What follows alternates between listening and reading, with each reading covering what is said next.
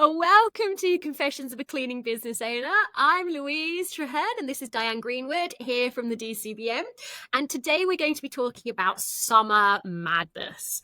The summer holidays, the school summer holidays, well, mine start on the 16th of June. I know some start a couple of days before, some start a couple of days afterwards, but whenever they start, summer brings a whole heap of different challenges to cleaning businesses across the UK. Diane, you've been doing this a good few years now. Make you sound really old. A few years. Really long years, yeah. Tell me about summer. What happens and what are the challenges? Well, it feels like sometimes feels like it's chaos on all fronts, isn't it? So from our own point of view, from our staff's point of view, and from our customers' point of view, isn't it? It feels like there's so many moving parts and so many things that can go wrong when it comes to the summer season. And when you say moving parts, you mean people going on holiday? Absolutely, yeah. Shouldn't be allowed. Nobody should be allowed a holiday. Says the woman that lives in France. Yeah. So what you're saying is customers are booking holidays, so they're cancelling. Staff are booking holidays. So, do you know, have you ever had a member of staff go, "Oh, I didn't know. My partner booked me a surprise holiday that I'm going in 3 days." My partner's never booked me a surprise holiday. I really feel like I'm missing out because, I must have, in 16 years, I think that must have happened at least half a dozen times, the surprise holiday. I mean, do they not know these people work? Like, I have never had a surprise holiday. None of my friends have ever been given. I'm not saying the partners have never surprised them with a weekend away or something, but none of their partners have ever gone, "You've got 3 days notice to give to work." Never. No, absolutely not. It's weird how it happens. And actually, I think it was in the members only group recently, wasn't it, where they had a member of staff that had literally just done that, and it was just like, well, do you want a job to come back to? It's craziness. But you say that, you say, "Oh, do you want a job to come back to?" And I would love to say that sometimes. I mean, emotionally, I'd love to say that. Oh, yeah. But the reality is it's really tough as an employer because you get hit by someone going, "Oh, it's a surprise holiday. I've only given you like 3 days notice." I can't sack them because it would cripple my business for a longer period of time, because the reality is they're only going for 7 days, of which they're probably only scheduled to be in work 4 of them. And it will cripple me for 4 days. If I sack them, it's going to cripple me for 3 weeks. Yeah. But your challenge is, of course, I'm not suggesting you would sack them, but there's got to be some form of disciplinary action if it's breaching your rules, because it sets a precedent, doesn't it? And what happens next time they get a surprise holiday? You might get even less notice. But it is, I agree, because staffing can be so difficult. We often let things go when we possibly shouldn't. Yeah. So it's going to have to be a disciplinary, but summer period. And the reality is you're probably rushed off your feet because, especially if you've got a team of 5, 6, 7, up to 10, the reality is you've not got one off, you've probably got 2. And then, of course, sickness. It's amazing. The temperature rises a few degrees. Oh no! Oh, I got sunburnt and can't come in was my absolute favourite. I'm like, are you kidding me? I'm sure somebody once told me they had summer flu, and I never Googled it to see whether it existed or not. But summer flu, really? I get a lot. I was out at a barbecue all day on Sunday. I think I've got heat stroke. Really? Food poisoning, yeah. Okay, right, let's stop being mean here, because the reality is most people are really reliable, but reliable or not, people are going to go on holiday, okay? And they will be going to parties, because why not enjoy the summer? And they need a holiday, to be fair. Hopefully your team, if you've got a team, they work really hard. So, they do need a holiday. It's just very inconvenient as a business owner, and we have to learn to manage it, don't we? So I'm going to talk a little bit through how I would manage it. So we ask for people to try and book their holidays, or at least give us their dates in March, okay? And I would love all our staff get asked in March. In April, they come to us and ask for a week's holiday. We're like, why did you not tell us in March, where we handed out the holiday forms? We asked you every day for 2 weeks to give us your holidays, and you're coming in March when we've allocated the main holiday week. Anyway, they come in April, sorry. Well, by July, you'd be shocked. I forgot to book it. You forgot. Anyway, so the point is that we expect to have between 2 and 3 members of staff booked off at any one day Yeah. the entire 6-week holiday period. So we try and make sure that we've got equal amounts off, because what we don't want is all of them off one week. Although you say that, some businesses do that. They just say, look, we're closing for 2 weeks, Yes. take all your holiday in 2 weeks. And that does work really nicely. Yeah. We try and stagger it. And what we'll do is take on extra staff as holiday cover. So I love university students, and we'll take on 2 or 3 of those, and we're covered all the way through the summer. Yeah, we ask them to book as early as possible, but yeah, the reality is, surprise holidays aside, they do forget to book, or people aren't always that organised to book their summer holidays in March, or they're trying to organise childcare, and then they want to book holiday for the times they haven't got childcare, because childcare in our industry is a massive part of people's availability, isn't it? Usually our team are the ones that are responsible for the childcare. So they're the ones that have to organise it in the holidays, aren't they? I think it's so tough. I have a lot of sympathy with my staff, because Yeah. unless they book them into an organised club, and let's say you've got 3 or 4 children, you are going to be spending more than you're going to earn in the day by the time you're paying 4 days holiday care. And on top of that, if you do go to holiday care, we start work at 9, holiday care starts at 10. And we're like, so we will give them later start time. So we'll shift our working patterns to accommodate for that. But a lot of people rely on friends and family, and they change their days, they change when they're available. And so it's really hard, even for the most organized people, because there's so many unexpected things that crop up in summer. Yeah. And we have some of our team that, because they're using friends and family for their childcare and their summer holidays, they'll sometimes work longer days but less days. And we're quite happy to be flexible. It's what we're all about, really, is being flexible for our clients and for our team. We've got to be, because it's all about people, and they've got lives, haven't they, as well as a job, or as well as a cleaning service. Yeah. And the other thing that we try and do is talk to our staff and say, well, look, you failed to book a week's holiday. You're not planning on going abroad. Given that we don't work Mondays, why don't you book a few Fridays off and do long weekends and do trips to wherever you want to go, whatever you're interested in. Alton Towers, Chessington is our choice, but whatever you want to do. And long weekends can work really well. You can get 3 or 4 long weekends for really only 3 or 4 days holiday. Yeah, no, I agree. I think it's a really good option, that. And it feels like then that every weekend's a bank holiday, doesn't it? I love it.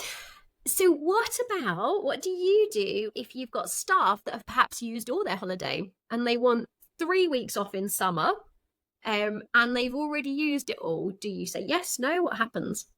Well, there's implications on, it's interesting, because if somebody takes too much unpaid time off, they're not entitled to the other holiday they've already had. Talk me through that. Well, when you think about holiday pay is based on them working for, they get holiday pay for 5.6 weeks of the year. So it's based on them working the rest of the 52 weeks. Okay. If they don't work all of those 52 weeks, they're not entitled to all of that holiday pay. So when we have somebody comes to us and says that, and say, that's fine, but we will adjust your rest of your holiday accordingly, they'll actually get less. Oh, so what you're saying is so it's based on them working 52 weeks, of which they'll be on holiday 5.6 weeks. Yeah. But actually, if they take an extra day unpaid, an extra week unpaid, they're actually not working 52 weeks. They're working 51 weeks. Yeah. Oh gosh, that's complicated, isn't it? Yeah. And when you think, that holiday pay is a big expense for an employer. I mean, it's rightly so, but there is an implication. So you do, we'll let somebody have the odd day here and there unpaid, and we don't even worry about it.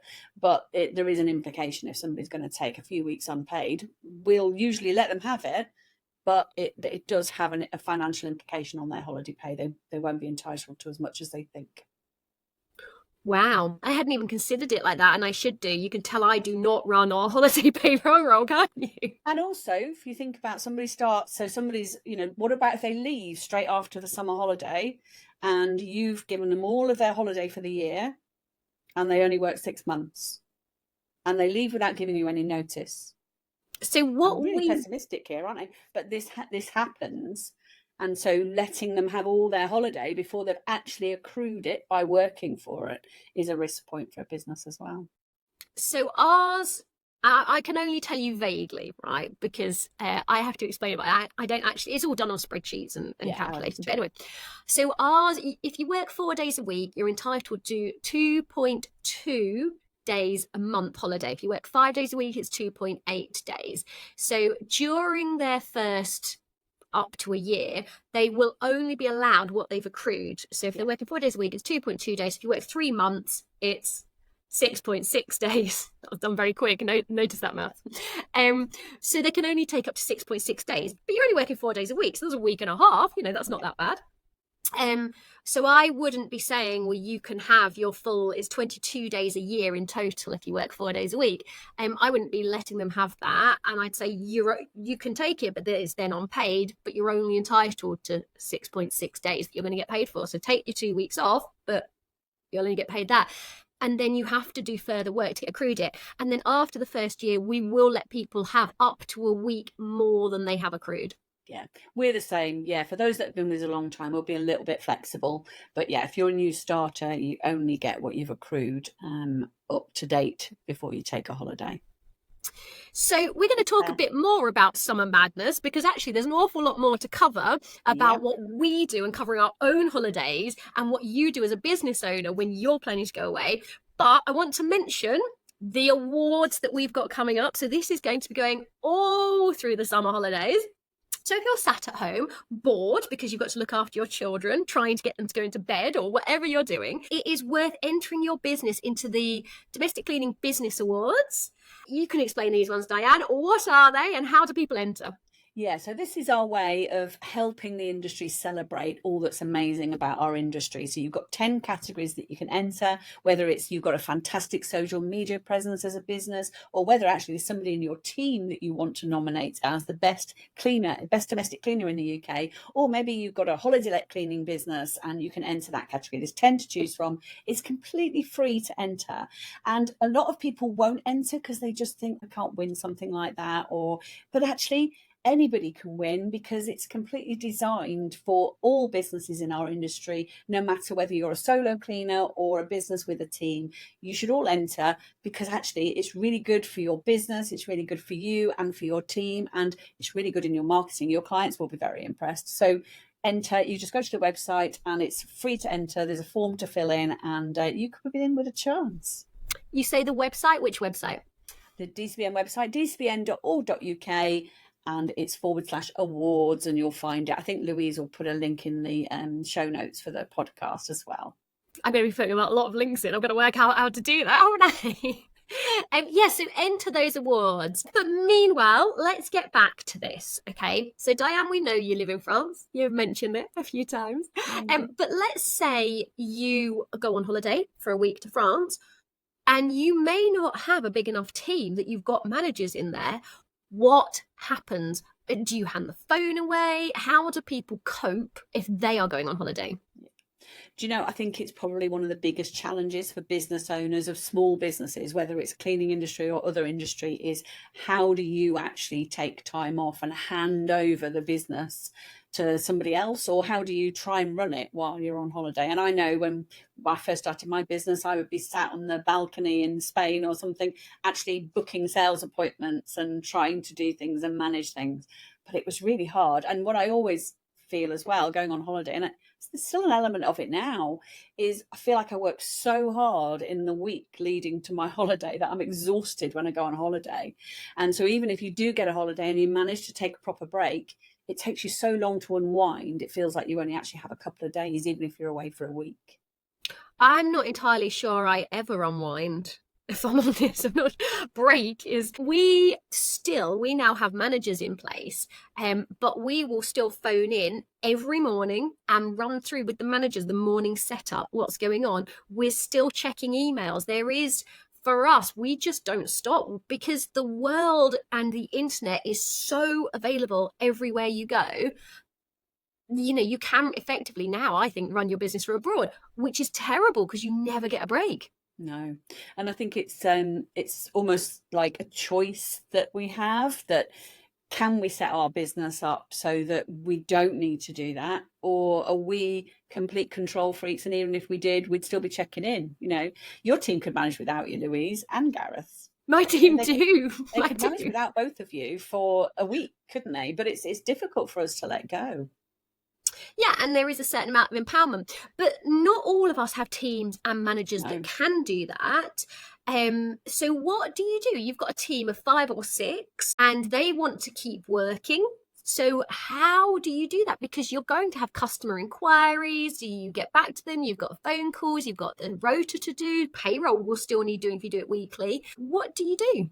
Yeah, and things happen during the day. So never mind the actual things that you could maybe sort of stagger throughout the day. What about, we've today literally, probably had 3 or 4 phone calls from the key safe code had been changed and we hadn't been notified by the client. One of the team had the wrong key. This is normal day-to-day things in our businesses. So if you're on holiday, are you going to deal with them, or is there somebody in your team?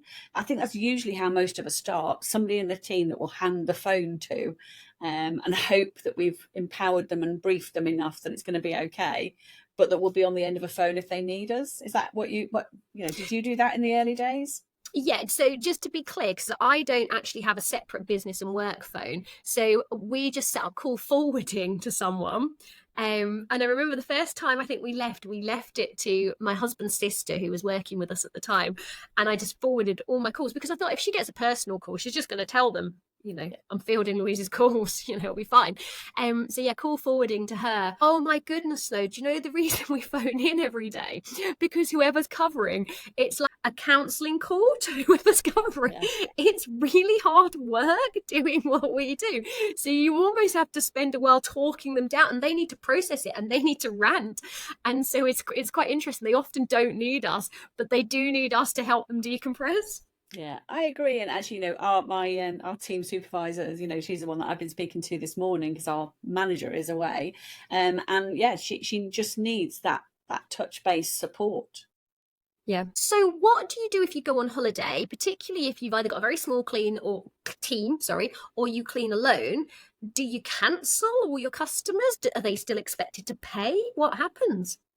Yeah, I mean, if you're a solo cleaner, then obviously, unless you happen to know somebody that's going to go and clean those clients for you, they're going to have to skip their cleans, aren't they? And clients can be awkward about these things, can't they? And I know certainly as a business with a team, one of the reasons sometimes people come to us is because their cleaner is unreliable. And I'm not saying that they're right about that, but they might perceive it as unreliability if a solo cleaner takes a holiday.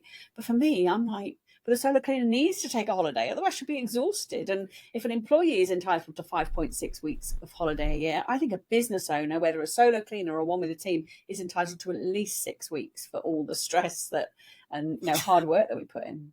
Diane, I love that idea. I love it. There is no way most small business owners get 6. They're lucky if they take 1 or 2 weeks a year. I know, but if your employees get they get nearly 6 weeks. I know. And I think, again, this comes into pricing, because you've got to price to cover the holiday pay. What was I going to say? If you take holiday, it's interesting because customers can be very judgmental if you take holiday. And there are cases where people have taken 1 or 2 weeks holiday over the summer holidays, and then maybe 5 weeks later, they've had a sick day or their child's sick, and the customer is terminating them, and they will come online and come and say, how dare they? I'm really reliable. And I'm going, yeah, but I can see the customer's point of view. Is it fair? No. But if they need a business who's going to give that reliability, then, it's harsh, isn't it? It is really harsh. And I suppose, in this industry, I always sort of feel that we're only ever as good as our last clean, but maybe actually we're only ever as good as how our reliability and customer service is the truth. Or is perceived. Yeah. Because but you know what? If you're a business owner, solo cleaner, or with a team, you need to take some time off, especially when it's summertime and your kids are off school and childcare is a nightmare, and it just doesn't quite work. Take some time off. Or close completely for the summer, for the couple of weeks in the summer. We've even considered that in our business, when because we're okay on recruitment again now, but 2 years ago when recruitment felt practically impossible at times, no matter how hard we worked at it. We were so short-staffed in the summer, we were just like, should we just take 2 weeks off like we do at Christmas? It's lovely. I love it at Christmas. We take the time off. Nobody worries about it. Yeah, it was very tempting. And I know that there are businesses that do that. Yeah. But on the other hand, there are businesses that get to summer and they rub their hands in glee because Airbnb, Yeah, student lets, the entire, so university students have already finished all of their properties, or their rented properties, the entire lot need cleaning. And obviously there's a big changeover. It happens every year. And Airbnbs, the bookings through the summer are through the roof. yeah, So while we're talking about taking time off, there'll be people listening to this going, yeah. lucky I fill my you. boots in the summer. Yeah, absolutely. While you're all like getting cancellations, my schedule is filling up. Yeah. And they will make more money over a 3 or 4 month period than they will do the rest of the year. Yeah. But don't we as business owners, most business owners in this industry might have children as well. So have they not got the same childcare issues as staff? It depends on the ages, doesn't it? Because my children have got to a bit older now, and my son's 13. It's quite interesting because he doesn't need childcare. He could be, if I'm working from home, he could work from home. And to be honest, he could be left at home alone. I don't, but he could. But I'm going to have to book him in to a sports camp because there is no way he turns into a zombie. He just sits and plays on the computer. So I do book them into camps even though he doesn't need to. But it's really hard. It's so hard as a business owner or as a cleaner because you want to do the right thing.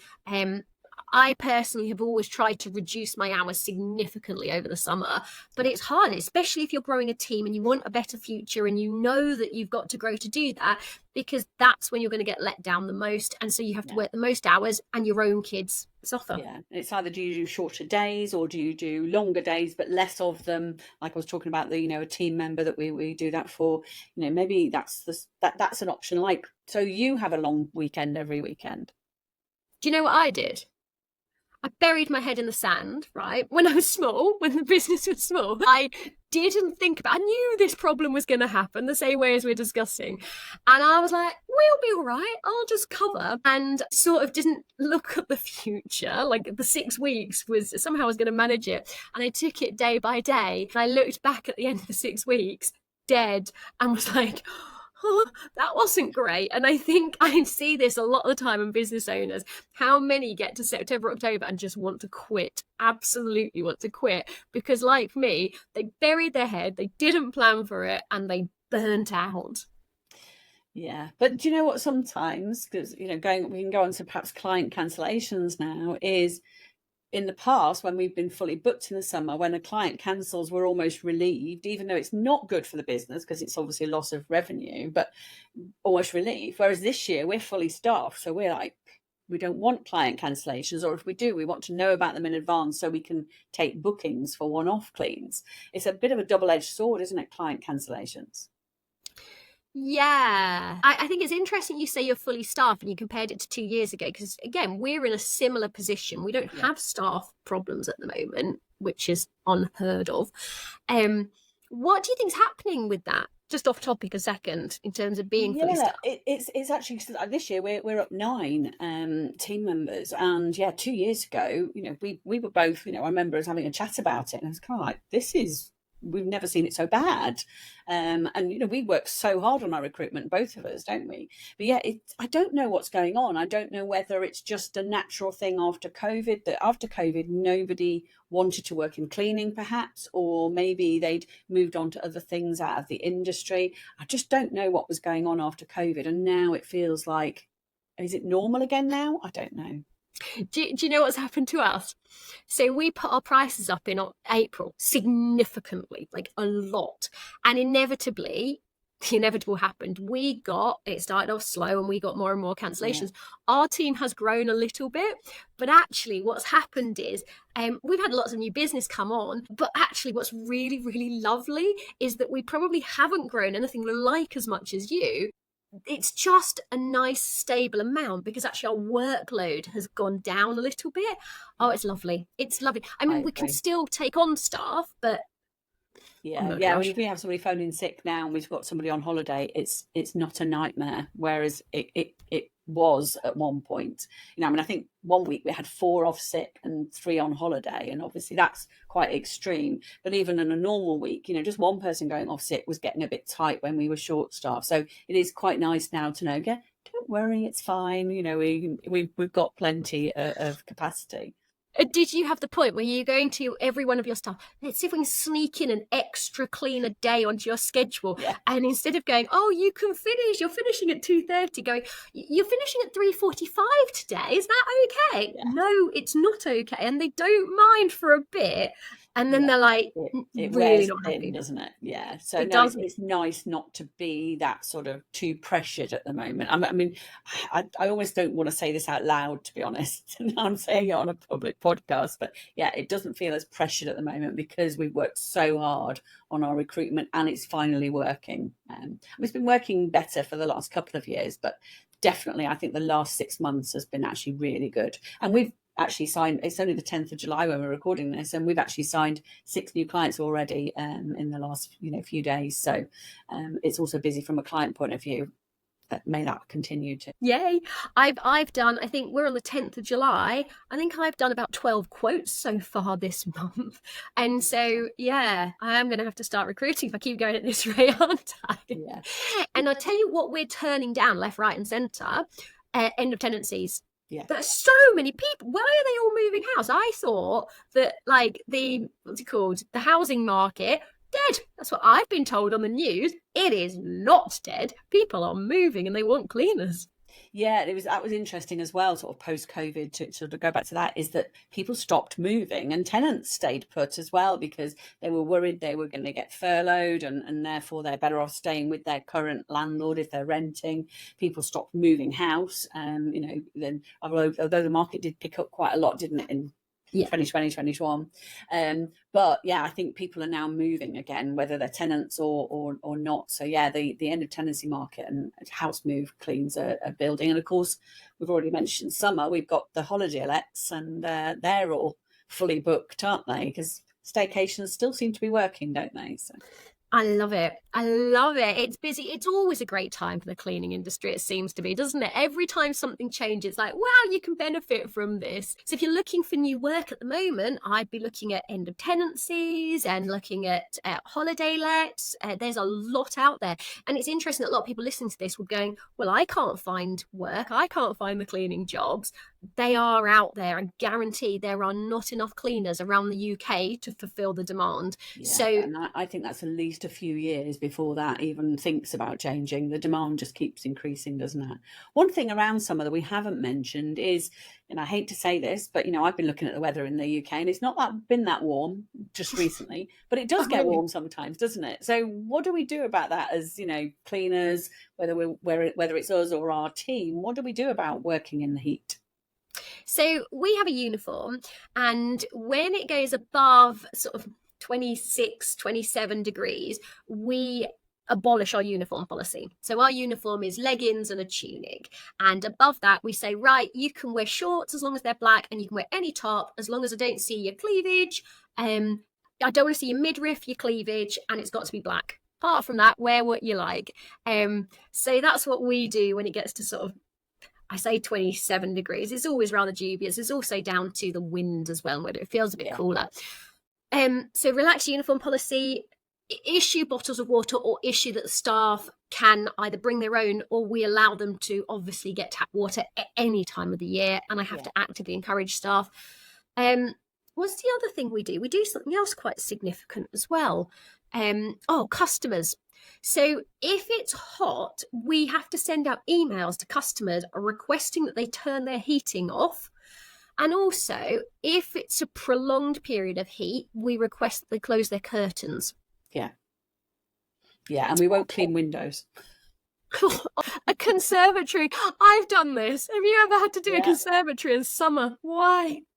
Yeah, first of all, you nearly die from the heat, but also it just goes smeary anyway because the sun just dries everything that you're doing too quickly, doesn't it? So yeah, it's just not really a good time. But yeah, we do the same. We relax our uniforms. So ours wear tunics and black trousers or leggings, and they're allowed to wear a t-shirt. And then they just, when they're going in and out of the client's house, they'll just put their tunic on as a jacket. Yeah. But after that, yeah, and you're right, no cleavage, no midriff, and as long as they're comfortable, really, because you can't have them, working in uniform strictly when it's too hot. And yeah, hydration is so important, isn't it? We always have bottles of water in the fridge at the office. They can take what they like. We encourage them obviously to refill throughout the day at the clients, and most people now though have their own reusable water bottles, don't they? So they can keep filling it up. There's nothing wrong with tap water. We don't have to buy it. Anything else you'd add to clients that they can do to make our lives easier, apart from please turn your heating off? Yes, definitely heating. And that's sometimes the older clients, isn't it, where they actually struggle to keep warm, even when actually for us it's really warm. So that's a problem all year round, isn't it? But yeah, don't put the heating on. I think just close the curtains. But also some clients, we can't open the windows, so that can be a bit of an issue. So yeah, if we can have windows open, we always ask that too.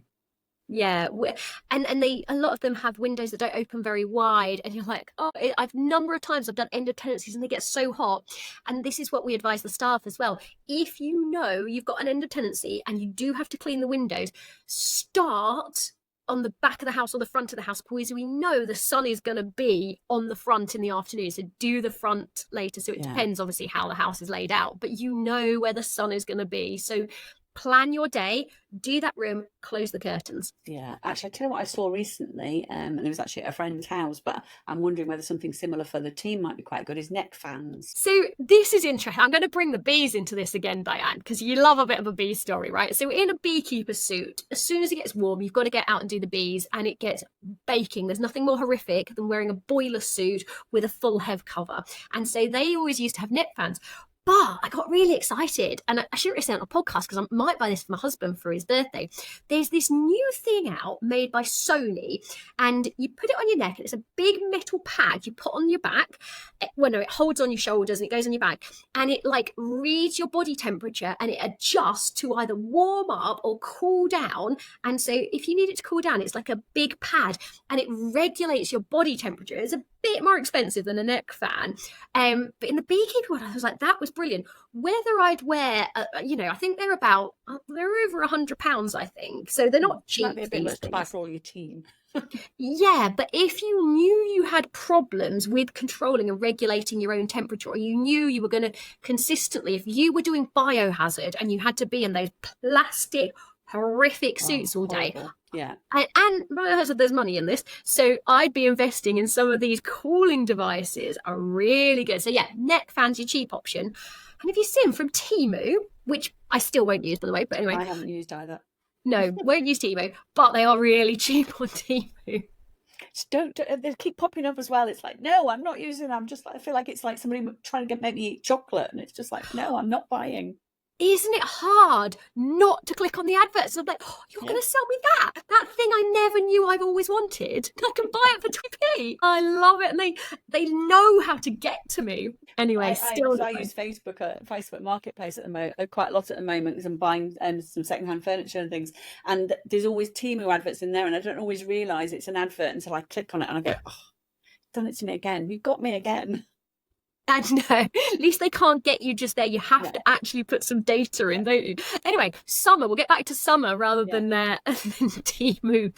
And scam or not scam is the debate, isn't it? Are they going to take your data, steal it, sell it to the, I don't know, Chinese mafia? Or do they even have that? I don't know. Anyhow, back to summer madness. I had notes around. Here we go. Notes around here somewhere. And we've got drink staff, childcare, customer holidays, coping with the heat. Is there anything else that you need to do to make summer easier? Well, one thing, and you talked about that when you were talking about staff holidays, is think about it ahead of time. So, it's probably too late now for you to do too much planning when we're already in July, or, probably later in this month when this podcast comes out. So really planning ahead. And we actually do send out an email to all our clients in about April time. asking them to let us know if they've got holidays booked. We don't specify summer, we just say, if you've got any holidays booked coming up, can you please let us know, so that, you know, if you don't need us, then we can rearrange work for the team. That works pretty well. And, you know, that's definitely something to worth have a look at. I mean, you did it with your team, didn't you? Please let us know if you've got holiday booked. So it is worth trying to preempt these things a little bit. Yeah, plan as much as possible. Do not stick your head in the sand like I did in my early days. Honestly, I can tell you, planning now, communicating, you might not like what they're doing, but at least with knowing in advance, you can do something about it. Yeah. And finally, for me, you know, your staff, if you've got a team, are going to have holidays. Your customers are going to have holidays. Make sure you think about yourself as well, and try and take some time off, no matter what you do. Even if it's a staycation, take some time off. And if you don't have kids, take it off 2 weeks after the summer holiday when it's got so cheaper, still warm. And if you really can't afford a holiday, ring Diane and go, can I come and stay? Absolutely. Got lots of spare bedrooms. Thank you, everyone. Remember to enter the DCBN Domestic Cleaning Business Awards. Get your entries in there. And thank you for joining us on another podcast.